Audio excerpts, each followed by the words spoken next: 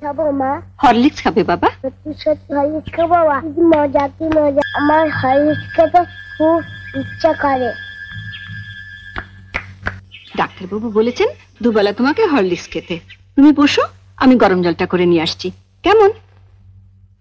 কি গো মা, তোমরা হঠাৎ একেবারে বড় লোক হয়ে গেলে? এবার থেকে 10-20টা ঝি চাকর রাখো, যে তোমার পান সেজে দেবে। হঠাৎ এই কথা বলছিস কেন? এবার থেকে আর অভাব অভাব বলে টাকা ধার চেও না। যা বলবি সোজাসুজি বল। বড় লোকের দেখলি কি? রোজই তো শুনি বড় অভাব, টাকা নেই, সংসার চলছে না। এদিকে তো ঘরে ঘরে হরলিক্স খাওয়া হচ্ছে।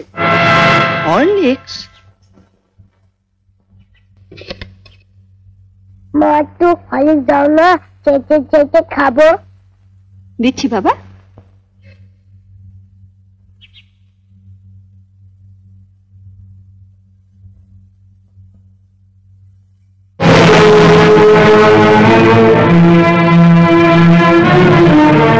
লুকিয়ে লুকিয়ে ছেলেকে হরলিক্স খাওয়ানো হচ্ছে, আর যেই না সংসারে একটু বেশি টাকা দিতে বলি অমনি মুখ শুকনো করে বলা হয় কোথায় পাবো। জ্বরেও দুর্বল হয়ে পড়েছে মা, ডাক্তার ওকে হরলিক্স খেতে বলেছে, তাই ওর বাবা ধার করে। থাক, ওসব কথা অনেক শুনেছি, ধরা পড়লেই ধার করেছি।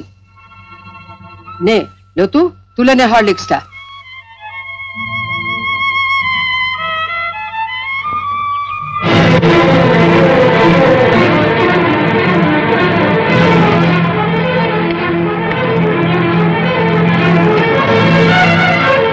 শোনো বড় বউ, আমি আগেও বলেছি আবারও বলছি, যার স্বামী যেমন রোজগার করবে তার ঘরে তেমনি খাওয়া দাওয়া হবে।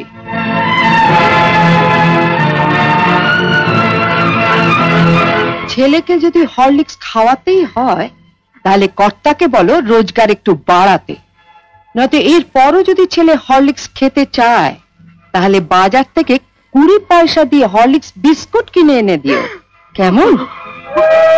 আইলো তু। ও দিদু, ও দিদু, দিদু আমাকে একটু হরলিক্স দাও না, চেটে খাবো। হরলিক্স খাবে? ওইখানে হরলিক্স পড়ে আছে, যা গিয়ে চেটে চেটে খা।